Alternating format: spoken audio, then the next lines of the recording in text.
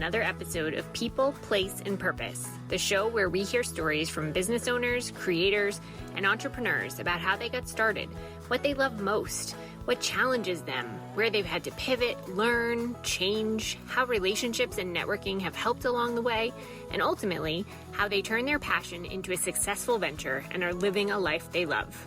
I'm your host, Kate Lusko. I love to travel, eat delicious food, and meet and get to know cool people, and I'm so glad you're here today. Let's jump in. Erika Cohen was previously a reporter, investigative journalist, and is now a freelance writer, editor, ghostwriter with the recently recognized niche in the world of numbers, math, and finance, an adjunct professor, and chair of her local school board, which in turn makes her, as she says, a reluctant activist. She's so transparent and reflective and shares so much of what she has learned with us thus far. With that, let's get to today's episode. Well, good morning, Erika. Thank you for joining me this morning. It's really nice to see you. Good morning, Kate. It's nice to be here. So one of the things I love most about this podcast is it's a chance for me to reconnect with people and to catch up with people. I always learn things new that I didn't necessarily know before. So I'm really excited about our conversation. And I always ask people to start with a little bit about your background. So where you're from, where you grew up, what your first job was. Let's start there. Great. So yeah, we met in New Hampshire, but that's not where I started. I actually grew up in Massachusetts outside of Boston. It was a very suburban town. I went from there to college in Maine. And then after college, I decided it was time to live a little. So I jumped cities. I lived in Boston. I lived in Chicago. I lived in Washington, D.C. And after my third city and going to grad school for journalism and discovering my passion, I realized a couple things. One, that I really wanted to try out local journalism, and two, that I was really sick of living in cities, that I needed open space. So I told that to the person that was heading the graduate program I was in Washington, D.C. at the time at Medill. It was Medill's Washington program. And he said, "Oh, well, I've got a friend in Keene, New Hampshire, and he's looking for a local reporter. You should talk to him." And my first thought was, where's Keene, New Hampshire? So I looked on the map and I thought, well, it's in the middle of nowhere. I've been in now 3 different cities in about 4 years. So I think it's time. I'm going to try a town. I love that. And that's how I landed in New Hampshire. Did you know that you wanted to be a writer when you were younger? Like, has it been something that, as a kid, you enjoyed creative writing projects? And how did that sort of come to be? I think sometime in high school, I decided I wanted to be a writer. But at that point, I really thought I was going to be a novelist for whatever reason. And I remember when I was in high school, my cross-country coach told us to write down our dream, and he put it in a piece of paper in a can. And I apparently wrote that I wanted to be a novelist because he emailed it to all of us 4 years later. And by then I had determined that I really didn't want to be a novelist, that I liked writing about things that were actually happening. That's really interesting. That stuff is fun to sort of reflect back on. I think about when I was in probably junior high and high school, I wanted to be a naturopathic pediatrician. And I don't even know that necessarily exists, but it's just sort of funny to see how things evolve. So anyway, so you ended up in Keene working as a local journalist. Talk a little bit about what that experience was like. So Keene was by far, and the Keene Sentinel, I'll just say it was the best job environment I've ever had, with no offense to any of my other jobs, but that's where I grew confidence there, and I grew a love for writing, and I grew a love for New Hampshire. It was just where I was kind of born, I guess, as an adult. The Keene Sentinel was this small daily paper led by a guy named Tom Carney, who became my mentor. And they would send you out to cover local events, and you'd feel totally lost. You wouldn't know anyone. People would wonder who you were. But then you'd come back and they'd teach you about how to write and how to report and what you did wrong and what you did right. And then at the end of the day, you'd all walk down to the local bar and have drinks and throw darts and make up and start all over the next day. And suddenly within 3 or 4 months, you have this group of people that you connect with. You feel you're part of something. And I had all these skills. I knew how to talk to people I didn't know, and I knew how to report on things. And I knew I had an eye or an ear for a good story because I was slowly learning that. So it was just a great awakening for me, but it was also a very welcoming environment that I think everyone wishes they had in their kind of first job in the role that they really want to have. That wasn't my first job. out of college, I worked in Boston for a couple of different jobs. It was my first job in a field I chose. Okay. Well, and it sounds like you learned some things that maybe you didn't even know that you needed to learn going into it, right? Like how to, pick up on a good story, something like that. You may not necessarily, you don't set out necessarily to learn that skill, but I'm sure it came in handy. Oh, certainly. There was a lot of things I learned there, but the biggest one I learned was respect for the truth there and respect for respecting other people's stories. Because we were given just a couple of rules at the Keene Sentinel. We were told there's only 2 rules you can't break. And one of them was you had to be honest if you didn't have a story. But the second one was there was kind of the immortal rule at the Keene Sentinel was you didn't misspell someone's name ever in print, even in a draft of a story. And the reason was very simple. If you misspell someone's name, you lose their trust. And you and I have complicated names. So we both appreciate that. The first time you let it go, and by the second or third, you get annoyed. But in print, you only have one chance. You blow that one chance. And as Tom used to tell me, they don't trust you anymore. And that was just a really good life lesson, how trust is built and how trust is lost. Very interesting. And I'm a big believer in kind of the little things, right? That I think some people, especially these days on social media, may not think that typos matter or, those sorts of, but to me, it portrays an image and it says things about you or your business. Or so to me, things like people's names, it's always embarrassing to me when I sort of mess up with that, because it's such a important detail that really does matter, especially to the person. So that's really interesting. So what sorts of things did you report on? Did you have favorites? Did you sort of discover a niche for yourself? So I inadvertently discovered a niche. So I started out being a local reporter and I was assigned to Winchester, New Hampshire, which was this very tiny town where nothing really happened, but a lot happened. So it was all small town stuff, but it quickly became political. And I found a friend within my first meeting, and I would just go to his house before the meeting and hang out with his kids and his wife and him. And he would tell me what I needed to know, since no one talked to me at the meeting because I was an outsider. So that was the local reporting, and it was great. But at some point along the way, I switched. I got this assignment one day. Tom decided that Vermont Yankee, the nuclear power plant right over the river in Vermont, was looking to upgrade its power. And in order to upgrade your power, you need to get a permit and you need to file all these documents. And Tom had it in his craw that they really shouldn't be doing this because Vermont Yankee had a lot of problems. And he came up to me one day and said, I'm taking you off the local beat. I'm taking you off the environmental beat. Figure out what's going on at Vermont Yankee. And that was terrifying because I didn't have daily quotas anymore. All I had to do was figure out what was happening at Vermont Yankee. And I didn't really have a clue how to do it. He gave me a little direction, but so what I ended up having to do was go online to the Nuclear Regulatory Council, I think is what they call it, or agency. It's been a while, and just request like boxes of data, like 6 or 7 boxes of data suddenly landed at the Keene Sentinel. And I wasn't really sure what I was looking for. But somewhere along the way, I started finding files that had like literal like stickies that with things highlighted. And I thought, oh, these must be problematic or important. And somehow I figured out that there were actually a lot of problems at Vermont Yankee.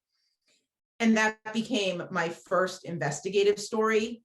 And that's kind of what I went and did more of, investigative stories of those kinds. Yeah, that brings to mind like the TV shows when, some legal show where someone's investigating something and the other side drowns them in all the paperwork, right? All these boxes show up and they just have to sort of sift through lots of unimportant stuff to find the pieces that actually are relevant. All right. So how long were you at the Keene Sentinel? I was at the Keene Sentinel about 3 years, and about 3 years in, I wrote probably 4 or 5 stories about Vermont Yankee, and they got a lot of attention because there were actually a lot of problems that were uncovered. And it was a great learning experience for me. And after about 3 years, when the Vermont Yankee had passed and I was ready for a change, I had also met my now husband at that point, and the whole commute in between Franklin and Keene was a bit of not so much fun. I went to Tom and I said, I'm ready for something different. And I just feel like it's my time. So he put out feelers because I guess that's my number one thing about job searching is you don't do it with a resume. And he came back to me one day and he said, you should talk to Bill at the Eagle Tribune. And I said, why? And he said, well, Bill needs a state house reporter. I think you'd be good at it. You wanted to move. You wanted to be on the other side of the state. And I said, I did. I'll talk to Bill. And I believe he had one or two internal candidates and me, but Tom's a pretty influential guy and I had a lot of good clips. So I moved from Keene to the Eagle Tribune, which was not in the Eagle Tribune. It was based out of the State House. But the one other thing I'll say about the Keene Sentinel, because it's a really cool tradition they have, that another thing I think everyone should feel at some point in their life is when you leave the Keene Sentinel for the last time, and it's like any other job, you have like a box of all your stuff that you've accumulated in 3 years.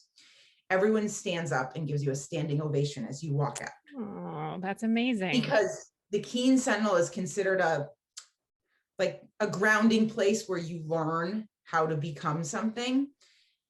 And they believe in honoring kind of everyone that's did that. And I didn't know that. I knew they did this because I had seen it happen to other people, but you don't think about it till it happens to you. And I think that send off like inspired me when I went to the Eagle Tribune, because I suddenly realized like, I've got this, I can do it. All those people back there believed in me. Yeah, that's amazing.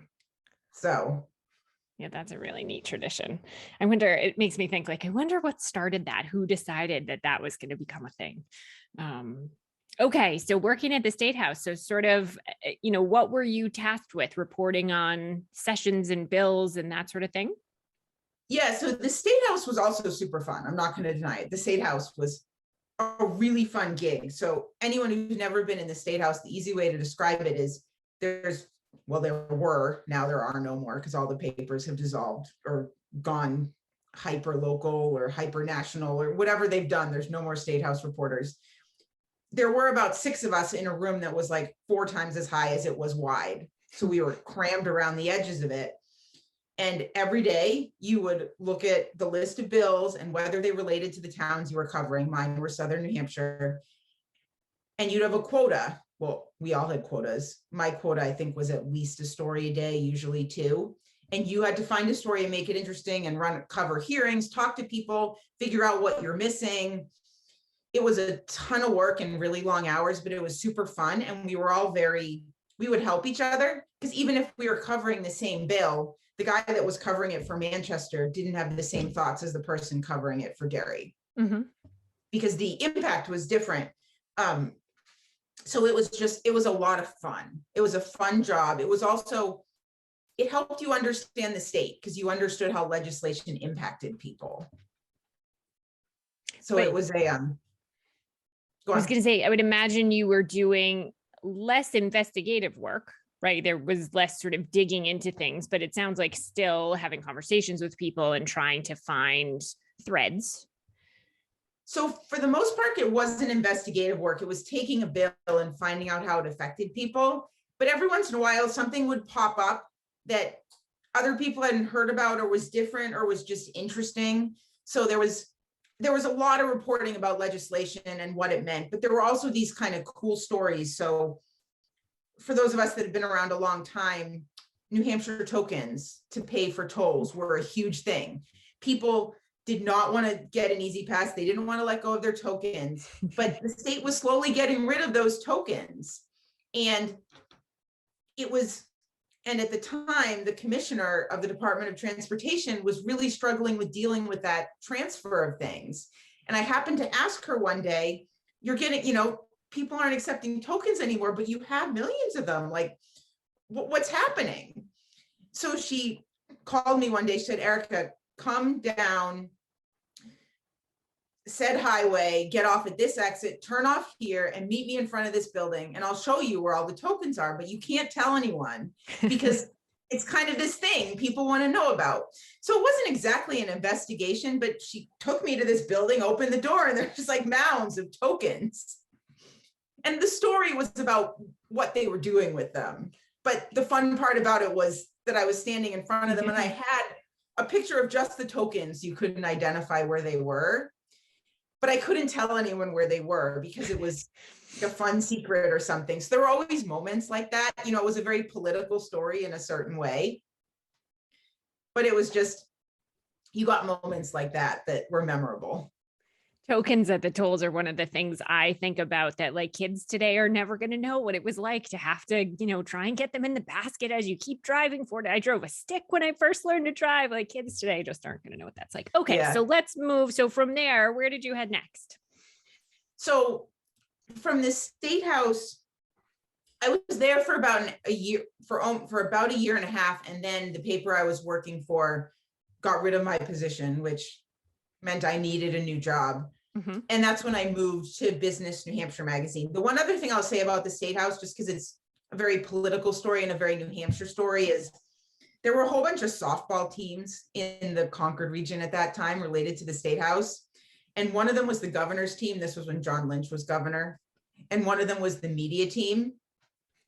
And we were by far the worst team in the league. Like we had our moments, but we were pretty ragtag. But the governor's team always wanted to play us because we were always asking the governor hard questions. So we would play the governor's team, and the governor didn't show up to all the games with his team, but he always showed up when the media team was playing them.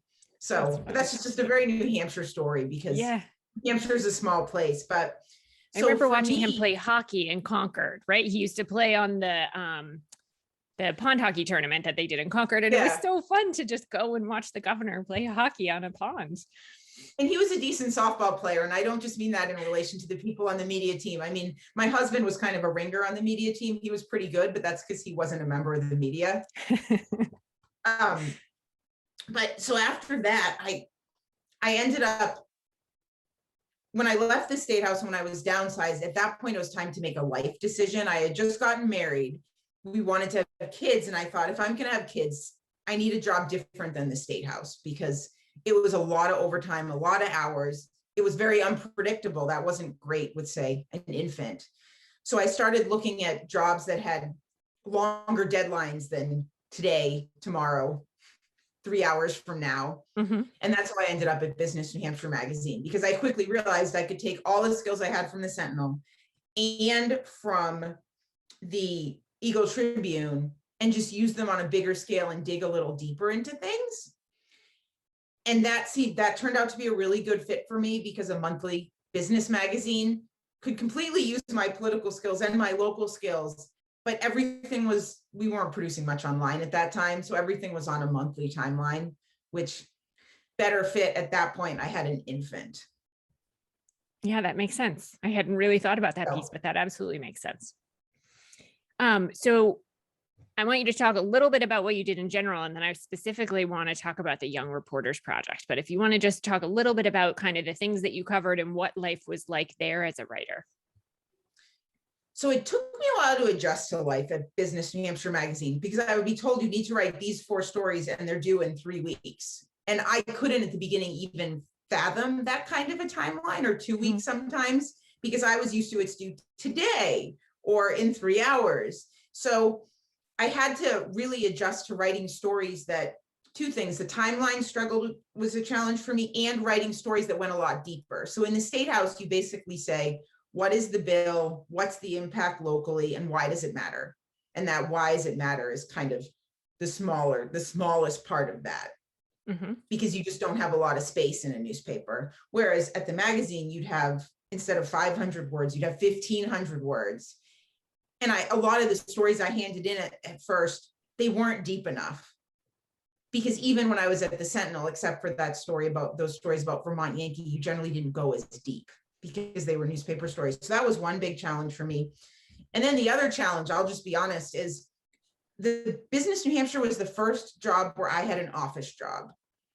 And I just didn't know what to do with an office job. Like, I would wander down the hallways when I couldn't sit at my desk anymore. I would walk around the building when I couldn't think and figure out what to write, because that had been how I operated in the State House or in the Sentinel. If I couldn't figure something out or was low on ideas, I would go walk downtown and see if something came up. And that created tension at the beginning, because there people were always in their desk and at their office if they weren't out interviewing. And I really struggled with that mode of existence. I had never operated that way. And I just struggled with it. And I finally just had to tell Matt and tell Heidi, yes, I went and wandered the halls and I walked around the building because I will never come up with what to write if I don't think sitting. And that was a bit foreign to them, but that was probably the biggest challenge of that job, was that it was a different kind of job. Interesting. And another thing, right, that you wouldn't have necessarily thought about ahead of time if both of your prior major roles had allowed you to just sort of do that. Right. Interesting. Did it spark anyone else? Just sort of, did you ever take anybody else with you on your walks? No, I never did, but I at least over time, they understood why I did it and they accepted it. At first, they were kind of questionable, but then when the stories started coming in earlier on time or better, because I wandered around the hallway or wandered around the building, they were accepting of it. That makes sense. I'll say accepting because it still was a little weird. Yeah. Well, and they're located in one of those mill buildings that I know whenever I've gone to a business, I'm amazed at what's hidden in there. And so I'm sure it was kind of neat for you to see who else was in the space that, you otherwise might not have known about. Yeah, it definitely, I mean, I wouldn't say I ever found a story idea that way, but I would wander around the building and hope I would find one so I could justify the walk for more than just my need to find a story idea. But yep. What I liked about Business New Hampshire, and what was really great was that you could really dig into something. So if you picked that you were going to write about a certain business or education, you could look at 5 different angles of it in the same story, which was a foreign concept to me. You can't do that in a newspaper story. The Right. other thing that it did was it let me go back to my roots as an investigative reporter, which was probably the most fun thing about it. So while you were there, you started this Young Reporters Project, which I remember hearing about back when it started, but would love you to talk about. I feel like this all plays into sort of that entrepreneurial spirit that I think, from what I can tell, is sort of inherent in all of the roles that you had. Even though you had deadlines and you had someone you reported to, you still have to be sort of entrepreneurial to be able to, go out and do it. So tell us a little bit about this Young Reporters Project. Yeah, so that project grew out of a desire in me to help create a next generation of reporters. At the time I was at Business New Hampshire, it was right around the time when the first big wave of paper closures were happening. So I had just come from a role where there were 6 of us in the State House and my role was eliminated. Before me, someone else's role in the press room was eliminated. And then after I left, another person's role in the press room was eliminated. So I was watching papers go away and thinking, how are the next generation of reporters going to learn? Because if there's less jobs, that means there's less internships and everyone needs to know how to write. This isn't practically sustainable. So I thought about it. And then at the same time, I recognized the challenge we had as a small organization in filling the magazine at times, because it's expensive to hire freelancers to write big stories, but you do it because you get a good story that way. Mm-hmm. But it's not economical to hire a freelancer to write a business brief that's 500 words, because if you have to do any editing of it, you should have just done it yourself and spent a little extra time. So I thought there might be a way that we as an organization can support stay, work, play at the time, which was saying we want more people to stay in New Hampshire and more young people to stay in New Hampshire. And I thought, well, if they're going to stay here, they need to see there's a reason to stay. Mm-hmm. So I proposed it dually as a way to connect with the colleges and as a way to bring new writing into the magazine. And what I didn't propose, which was really the reason I wanted to do it, was I thought it would be really fun to work with students. But that wasn't really a business sale. So you learn when you're making pitches to people that you sell it on what they want to hear and what mm-hmm. they need to do, not what I internally wanted to do. So as it started out, it was with Keene State College and Southern New Hampshire University and UNH Durham. I started out with 3 schools and I would visit each class just 3 times. The first time I would talk about how to write. The second time I would talk about about the basics of reporting. And then the third time I would review their stories with them. And it just kind of blew up. I mean, suddenly within the first year we had published over 25 stories in the magazine. Wow. 25, well, I guess over the course of the project, it was 25 in the magazine, but then there were others that went online. Mm-hmm. And by the end, I had worked with over 150 students, and it stuck. I mean, even after I left, I now teach at UNH Manchester. I teach media writing, the class I went into, and Matt came into my class for the Young Reporters Project. Yeah, that's amazing. So they're still doing it. They are still doing it. And I guess I'll toot my own horn here because I don't know who did it, but it was pretty cool. I was a finalist for Stay Where It Plays Leadership Development Award in, I think it was 2015, but I could be wrong about the year. Yeah. Yeah, that's so neat. It's so cool too. I love that sort of the legacy lives on, right? That even though you're not there doing it, and now it's doubled back to be a part of a class that you're teaching, like all those connections are really great. It is. And it's cool that Matt is still doing it. Yeah. So the other thing that sort of took off, and then I want to talk about kind of your, next entrepreneurial journey, but was you're a runner. And so I'm curious, I certainly read about them in the magazine and have seen them online, but how did it start that you ran with CEOs to get stories? So it was kind of an unspoken theme at the magazine, obviously, that I couldn't sit still. So wandering the halls was my way of finding stories. But CEO on the Go actually came out of this very real theme of not being able to sit still. And once again, a business need that I had heard Heidi speak about and Matt speak about.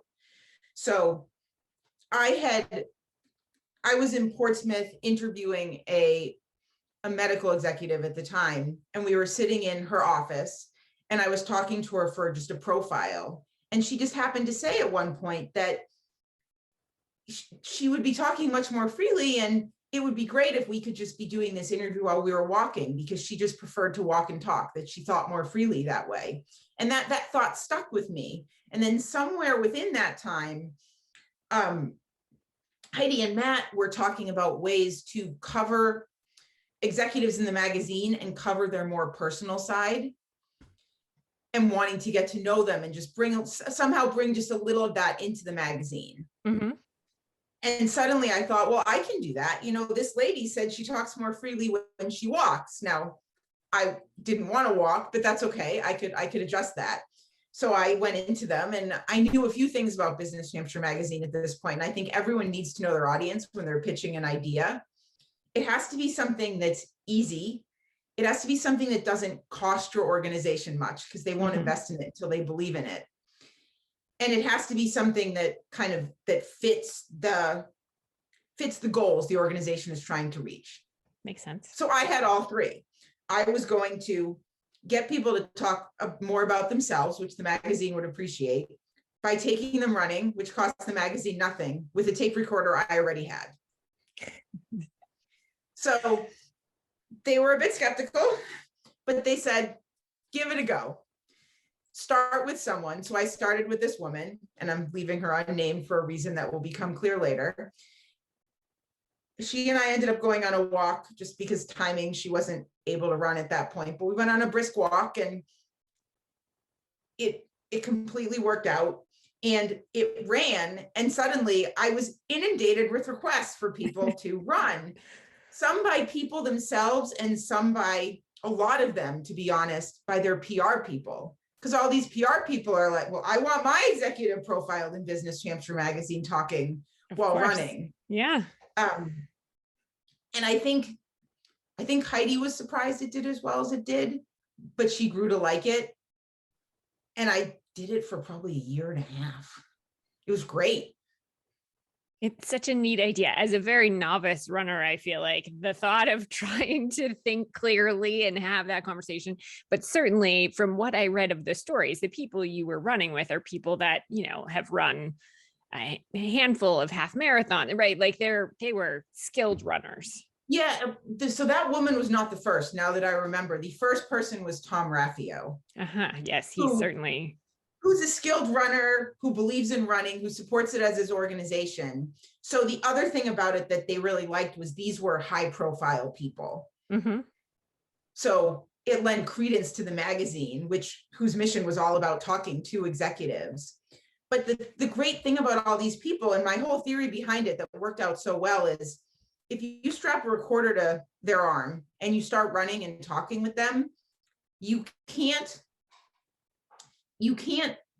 process your thoughts as you run and think about what you're saying and edit yourself, because you're running and breathing and looking at the pavement and not wanting to stumble. So it's just completely what you're thinking is what you say.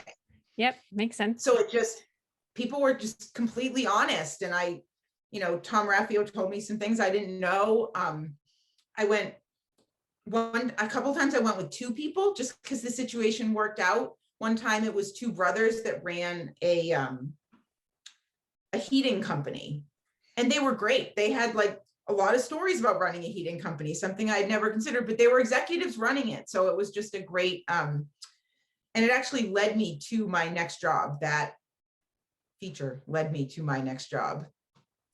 Yeah. So you were at Business New Hampshire magazine for 10 years ish, right? I was, but I have one story about Business New Hampshire because I can't leave without telling it, because I think it's like, of course, go ahead. It's my favorite story about Business New Hampshire magazine. Heidi, one of the best things about Heidi is she's really detail oriented. And when she sees a number that bugs her, she's insistent that someone figure out what's going on. Because as you know, we produced that July, I can't not say that because I was there so long. One time she saw a number as we were getting ready for the July issue that said that New Hampshire's largest export was oil. And she just thought, well, New Hampshire's largest export can't be oil. We have no oil fields. How is our largest export oil? And she brought it to me and she said, could you look into this? I did. And it became this really cool investigative story. I did a bunch there, but that one was my favorite. The story ended up being, and this is kind of a lesson for anybody in business, that numbers have a lot of meanings and you have to be really careful, that Irving was based in Portsmouth, New Hampshire. Their main plant, where they have oil, is based up in Canada. The bituminous coal fields are in South Dakota. The bituminous coal or whatever that becomes the oil, it's not coal, it's been a while now, comes by train across the country and ends up in Portsmouth before it goes up to Canada. So there were a number of things about this story that were very disturbing. One, right around the time that Heidi found this number, Maggie Hassan was running for governor, and was one of her things she was saying was that New Hampshire's exports had grown tremendously because of this oil that was being exported from New Hampshire. So I wrote a story calling out that there was no oil being exported from New Hampshire. It was just an administrative office of Irving. But even worse, this very dangerous stuff is traveling by train across the country and through New Hampshire, and nobody knew. And it was a really cool investigative story that shined a light on what numbers mean, but it's what newspapers and magazines are supposed to do, see a number and question it. Right. Not just to take, in these days, right, we have so much data available to us as consumers that I think so many people just sort of take things at surface value.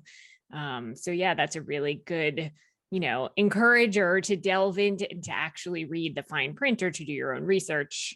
Yeah, that's really interesting. But that's a hats off to Heidi story, because she found that number and was bothered by it. All right. So you had a great 10 years, had some little entrepreneurial side projects, and what happened from there? Well, so one of the people that I took running, well, I took her walking actually on CEO on the Go, because she wasn't able to run at that point, but she was a runner. During the course of our walk, I asked her what her next steps were, because I like to ask people, what are your personal goals? What would you really like to do that you haven't done yet? And she told me she wanted to write a book. And I said, that's really interesting. And I wrote up the column, and I let kind of that thought, it stewed in me, and I thought about it. The column ran, she sent me an email that she really liked it. And I took this as an opening, and I wrote back and said, are you still thinking about writing that book? Do you need help? So over the course of probably 6 or 7 months, we started talking, and between the two of us, we came to an agreement probably within 2 months. But since she led a large company, large companies don't do anything in 2 months. That took, another 4 to actually sign it. So in January of 2017, I started a new job, and the whole job at that point was I was writing a book for this lady. I was ghostwriting, researching, and writing her book. And that was about the entire plan I had, but it seemed so cool and so passionate for her and for me that it was just what I was going to do. And I left Business New Hampshire after 10 years to do that, which my parents' initial reaction was not exactly to jump up and down and cheer. They were a little skeptical of that plan. Well, and that's one of the pieces that fascinates me the most. Like, that's a big leap to sort of go from, something known and something more traditional and steady to, take that risk and go out on your own. How did that feel for you? So it was really scary in some ways and not as scary in others. So I'm married and my husband has a full-time job and health insurance. And we had, since we don't live large, we had some savings. Mm-hmm. So I had a little of a, if this doesn't work, I can take another route at some point, but in the short term, we would be okay. The other thing I had was I didn't just take the leap completely blindly. And this is kind of another lesson that I think is really valuable. And I think a lot of people don't think about. In the 2 years in which I was doing the Young Reporters Project and keeping working at Business New Hampshire Magazine, I hired a job coach or life coach. I don't know if you want to call it, I guess, a job coach. And I was working with her on figuring out what I wanted to do next and what my 5-year plan was and what my 10-year plan was. So I had this plan that I was working through of what I thought I should do next and what would be the fit. So she and I were already working through other things, and I was interviewing in other places when this lady and her walk came along. And then it just became kind of an aha moment. I kind of thought, that's what I want to do. And I told this lady that, and she's like, well, that actually does fit. So one of the reasons it came to fruition, besides having the husband with healthcare and some savings between us, was that it was a good contract, well negotiated, and there was some safety involved in it because she helped me negotiate it. That makes sense. So it was it was less than just taking a leap into an entire unknown. It's sort of, you started, and people always say, right, the best way when you start something on your own is to take your previous job as your first client. And so it's not, you didn't do that directly, but sort of indirectly, someone you had met through there. Yeah, it's what I would call a leap, but a leap with a safety net of sorts, because I was taking a leap with a 1.5-year contract that if something went south, there were some safety nets built into it. Mm-hmm. But it was a really hard contract to negotiate because it was nothing that company had ever done before. Well, and I'm fascinated. Sorry, go ahead. Yeah, I can't say anything more detailed than that. Yeah, I'm fascinated though by the concept of ghostwriting, right? Like, so, and just as a little sidebar, but do people hire someone to ghostwrite something like a book, not your particular client, but just in general, because they have an idea or things to say, but they don't like to write, or they don't have the time to write? Like, what would cause someone to want to write a book in theory, but not do it themselves? So there's actually a lot of reasons people hire ghostwriters. And I think ghostwriting becomes a catch-all term for lots of versions with working with someone on a book. Okay. So there's certainly some people that don't have the time to write and they want their story told, and they're just going to hire someone else to do it so that it can get done. There are other people that have some writing skills, but need someone who's, and I find this is most common, who's half ghostwriter and half editor, mm-hmm. so that they can write what they think they want to write, and I can edit and rewrite it so that it flows better.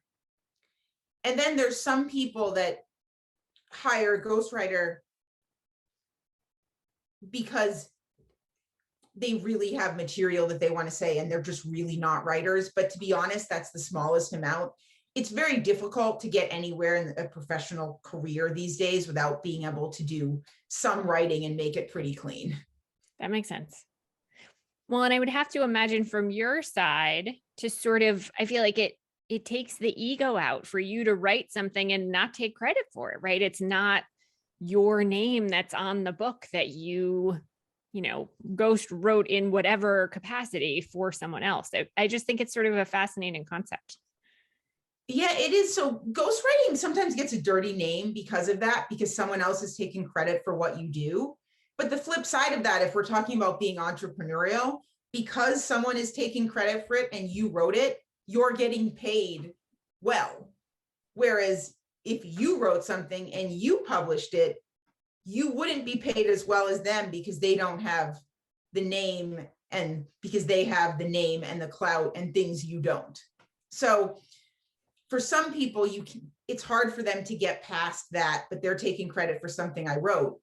But for me, I look at it as everyone has a story, and sometimes it's a business story, sometimes it's a personal story, but not everyone has the ability to tell that story on their own. And whether they're telling their story and I really wrote it, but their name is on it, or whether they're telling that story and they wrote it and I part wrote it, and they wrote it and I edited it, and we kind of did a quasi ghostwriting. I still helped them tell their story. Mm-hmm. And I guess the other thing about it, having been a reporter and a writer for so long before that, I have a lot of headlines. I had a lot of bylines.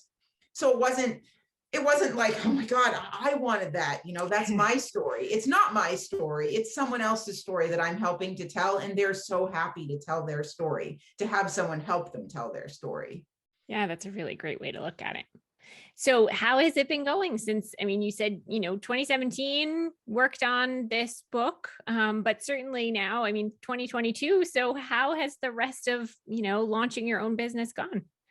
So it turns out I've learned a couple of things. I've learned that ghostwriting is a really good field, ghostwriting/editing, if you find a niche and you know how to network. And those are the two things that I've learned in the last 5 years. Since that was my first ghostwriting assignment. Since then, I've written or edited 4 other books.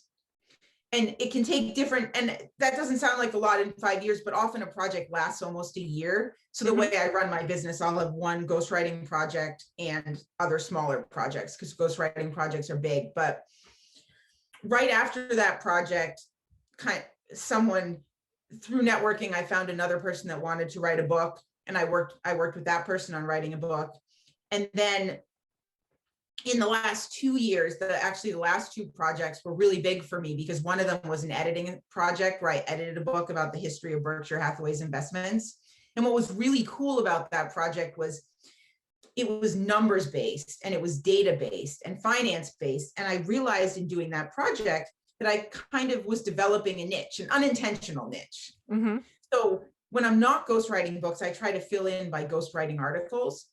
So one of the things I had done to drum up some other business to kind of fill in holes was I went on LinkedIn and said, okay, I'm good at writing and I'm good at ghostwriting, but I can't just go out and ask people if they want to write a book, because that's not how it works.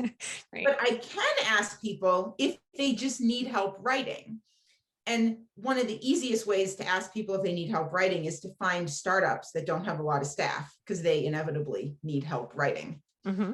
But in order to narrow my field, so I wasn't just, throwing darts at a dartboard, the size of my house or something, I narrowed my search to people that had gone to both colleges I went to, because I was working on the theory that if people have a connection to you, especially if they have 2 connections to you, they're likely to write back regardless of whether they need help at all. It's just a polite thing to do. For sure. So one of the people, I did this too. I talked about our 2 mutual colleges. Granted, I had a master's in journalism from Medill, and he had a MBA from Northwestern, but hey, it was both Bates and Northwestern. That's all I needed. Was a guy that runs a company, Patrick Boyagi. He runs a company called Own Up, which has an algorithm to help find mortgages, fintech. But he had a really small company. He was doing a lot of writing on his own, and I had a theory that he likely needed help and I could help. He wrote right back. We started a conversation, and I still write for him. He's now a lot bigger, so he doesn't need someone as much. He's got a lot more people. But the great thing about that was our initial connection was simply our two colleges, and I emailed him blindly. But it seemed like a good risk, and it was a good way to get my name out there. So then when I took on this second project involving Berkshire Hathaway's investments, I suddenly realized I had a niche of sorts that I could market on, because this was my second project that involved finance. Mm-hmm. So two things that were great about that project. One, the guy I was working with was local in Derry, so we could meet in person and really hash things out. And the second, that guy was a great businessman, and he sold his book to Harriman House, who published it. So it was published by a major publisher, and I could say that on my website. Another thing that was really useful for business development. For sure. So as I was finishing that project, I'm always looking around on the alumni websites of either, specifically of Medill, because there's just a lot of people on it. And someone had posted something saying that someone was looking for a unicorn, someone that could write about math. So I just wrote, I can write about math. I'm really good at writing about math. And that ended up landing me my biggest project of my business, which is about to be published. And I'm in the book written, I edited that project. I'm in the book, and I'm in the acknowledgements as the editor. I edited a book on trading short options, written by this ridiculously smart math engineering woman who worked for a company about trading options. And that book is going to be published by Wiley in a few months. Mm-hmm. So when things happen, they build on themselves, and having publishers is great, having two books that are published by publishers. But more importantly, when I went back and forth with the folks there about getting that job, the fact that I had identified a niche, which I think every business, even a small business, needs to do, was super valuable. Because what I told him is, I have a specialty in writing, editing, and finance, and here's the things I've done. And that was really neat. Super. And you could, whatever your niche is, I think that's something people need to latch onto. Well, and it seems to some extent, and I'm sure it could go either way, that you could sort of set into, here's what I want it to be, versus for you, it sounds like it happened a little bit, right? Like it wasn't necessarily that you decided you were going to do it, but discovered along the way, hey, wait a minute, there's something here. And it sounds like it happens to be something that you like. Yeah. So I think organic business growth is great, but at some point it has to be intentional. Mine has been a combination of organic and intentional. It was very organic at the beginning. And then once I realized I had a niche, I've been very purposeful about marketing that niche. But I think that switch only happens when you get to a certain point in a business. And since mine's only 5 years old, it was a very recent switch. Mm-hmm. Yeah, that's really neat. Do you have like a dream client or a company you'd love to work with, or a dream project you'd love to work on? Do you have sort of a bucket list for things?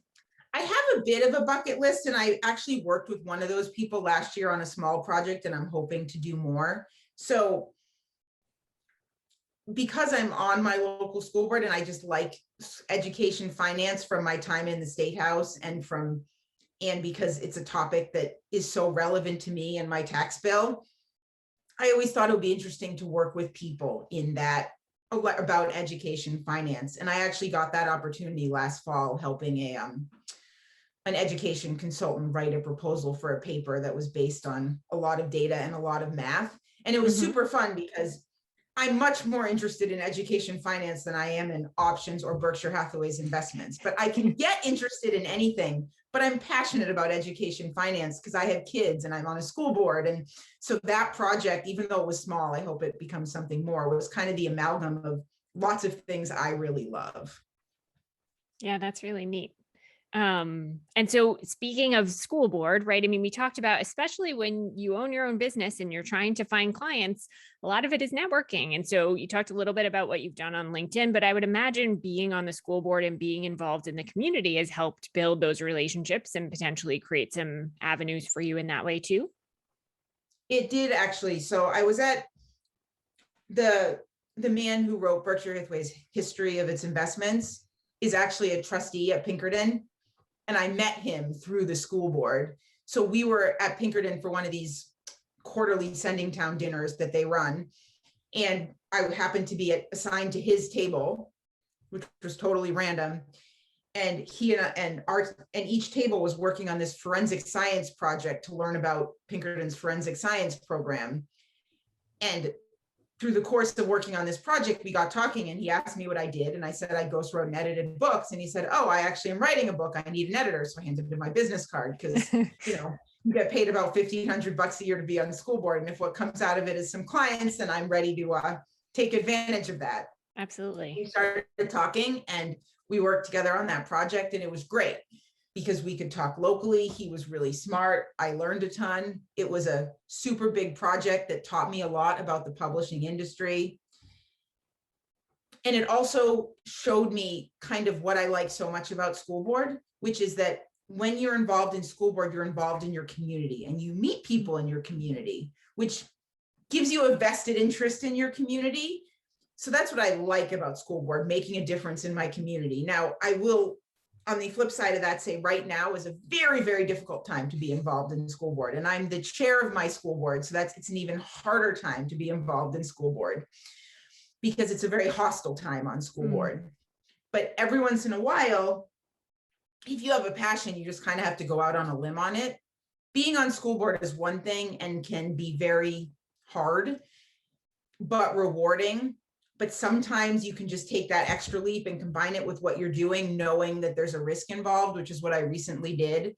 I recently wrote a editorial for the Boston Globe about how scared I was serving as school board chair right now, and recounted some real threats that were made to me and to other members of the school board.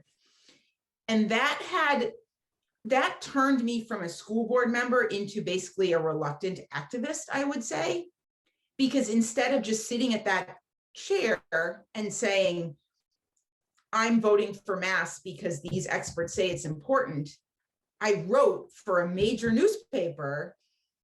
I was really scared voting for masks and these people are threatening me, but I'm still gonna do it. And there was a good side and a bad side to doing that. The good side is there were very few people saying that, but a lot of people living that experience. So the way I learned that the Boston Globe editorial had actually published, because I thought it came out on the weekend in the ideas section, but it actually comes out on a Wednesday night, is that I got an email from MSNBC saying they had read it and wanted to interview me on MSNBC's The Last Word with Lawrence O'Donnell, at which point my first question was, I didn't know it was out yet. So I did go on that TV show, but I'm still a reluctant activist, but I'm still on the school board because with everything going on today, I think it's hard to have your business life and your personal life be totally separate. So mine ended up meshing because writing for the Boston Globe is a paid gig. I'll admit it. Okay. So I was able to write about something I care really passionately about. And at the same time, right at the bottom that, I'm a writer, editor, and ghostwriter, which can only help my business. But I think people at some point in their career will face that reckoning where they have to decide how passionate they are and whether they're willing to stand up for it despite the risks. And I say risks very real because I am very careful because I'm on the school board. I'm careful. I watch people. I know people are watching me. I know people know me that I don't know. And I know some people really dislike me. But I also know that I have 2 kids in this school system that have done very well and that lots of other people do. And someone has to stand up for them. So I think finding a way to serve your community, there's lots of ways to serve your community. I think I did that through the Young Reporters Project, and I still I do teach part-time. So that's kind of another way but school board is my other way of serving the community that's kind of meshed into my work life lately in an unexpected way. Well, my guess it's like when, if you're at a presentation or something and someone says, or in a class, who has a question? I'm sure if you have a question, other people have that same question. They're just not raising their hand. And so I'm sure when you sort of stood up and said those things, there were plenty of other people who weren't brave enough to do that. So I'm sure There's value beyond even what you can sort of see. I'm curious about, we've talked a little bit about networking. You mentioned that you had a job coach throughout the course of, your career. You talked about, having a mentor early on, but more so as you've gone out on your own, what are the people and the resources that you've come to rely on? I'm always curious with entrepreneurs, if there are things about your business you have to do, like maybe for some people it's the finance or the social media, are you learning to do them yourself? Are you hiring out? Are you going to seminars? Like, what is sort of the people and the resources look like for you now? So for me, I have a couple different resources. There's different people I call on for different reasons. So years ago, I did a healthcare fellowship when I was a reporter. It was a national fellowship for about 11 people. And the guy that ran it was someone with a lot of experience in writing and publishing and just the world in general. So when I've had questions about publishing, and not particular about me publishing, but when I'm working with clients on ghostwriting or things, I'll reach out to him. And he's always very nice and writes back, because since he only worked with 11 people a year, he likes all 11 of them. Mm-hmm.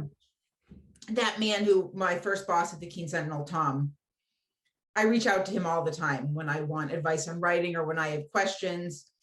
And then there's the people I reach out to, and I think your network has to be wide in this way. You need people for different reasons. So those are people with more writing advice.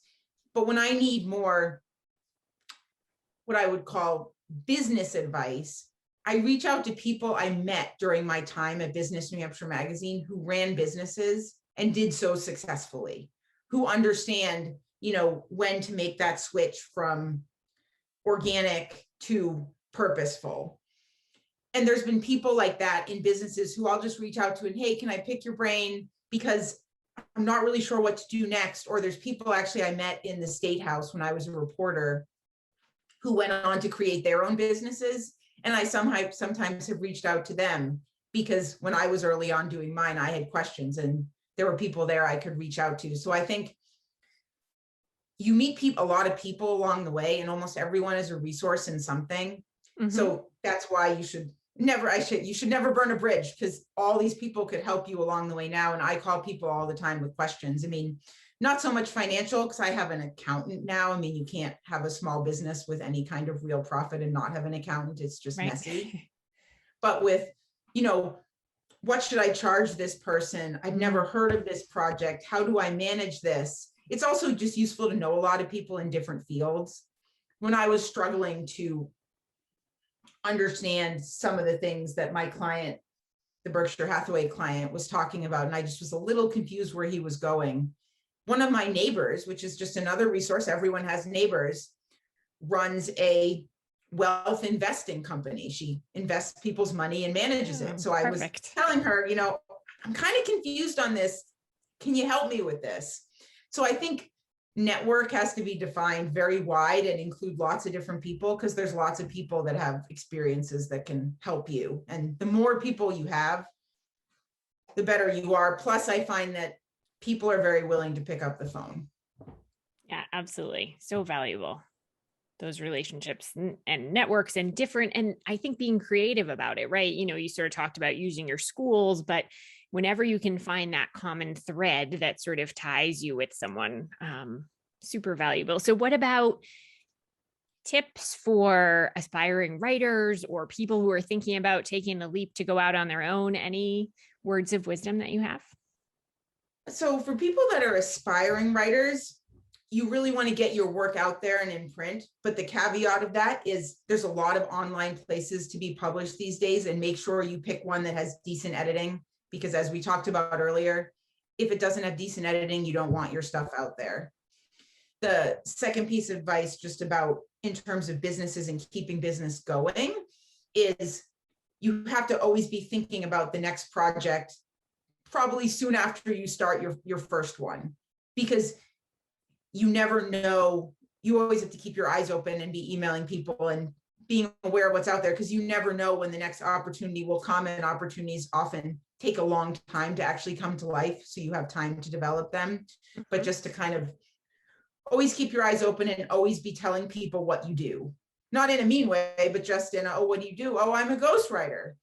Oh, just always whenever you have the chance to tell people what you do in a polite way, because you never know when someone might remember that, which is another reason why whenever you're talking to people, you should always be respectful and polite. And if the situation warrants it, at least cleanly dressed. I mean, if you're at a cross-country meet, you could be wearing jeans and a shirt, but at least not ones with huge holes in the knee, because there could be someone at that meet who needs a ghostwriter. So, right. Or whatever role you have. So I think to be always aware that opportunities are constantly out there is really valuable. Absolutely. So any final words for our audience today? I mean, my last word, I guess, would just be go for it. If there's something you think you want to do and you can safely do it, I think going with no safety net is a risk, but if there's some safety net, the only thing you'll have if you don't is regret. I have a little card on my desk that I look at every day that says, courage is being really, really scared and doing it anyway. And I'm sure over time, you still encounter challenges that can be a little scary, but it also, I've said this for years in talking to especially students about networking, it does get easier the more that you do it. Not every single time, always, but overall I think that could be true of running too, right? The more you do it, the easier it gets. It might never get to be easy, but easier at least. So certainly, trying things, taking that leap, surrounding yourself with good people, all of that fits. Well, and I think it's also good. It's also great to hear other people talking about taking leaps. People are more inspired to take a leap if they see that you can make it. Yeah, for sure. Well, thank you. Congratulations on 5 successful years being out on your own. And thanks for joining us today. Oh, well, thank you, Kate, for having me. Before we go, just tell everybody where they can find you, where on social media, website, where are the places they can find you? Oh, sure. So my email address my website is eacohen.com. So it's eacohen.com. Perfect. Awesome. Thanks, Erika. Enjoy the rest of your day. Thank you, Kate. Enjoy yours. As I was listening to this episode after recording it, one of the things I'm most impressed by is Erika's ownership over her strengths. She's so tuned into what she does well and has found ways to communicate that to others and use those strengths to grow her business. On to the takeaways from today's episode. Really take the time to celebrate and recognize accomplishments as they happen. Generally, people aren't going to invest in something until they believe in it. Take the time to build the relationships, know your audience, and recognize the goals they're trying to reach and how they align with yours. There may be a difference between what you're passionate about or what you love and what you're able to get yourself interested in. Think broadly about your network. Everyone has neighbors. And as often as you politely can, tell people what you do. Thank you so much for listening to this episode of People, Place, and Purpose. Please remember to subscribe, rate, review, and leave a comment. As a new podcast, your support really means a lot. And if you know someone who might be inspired by this story, please share it with them. I would also love to engage with you directly, so please find us on Instagram at People, Place, Purpose. I'm so excited for us to continue to learn and grow and discover new things together, and I look forward to seeing you next week. Until then, it's a beautiful day for an adventure. Get out there and explore.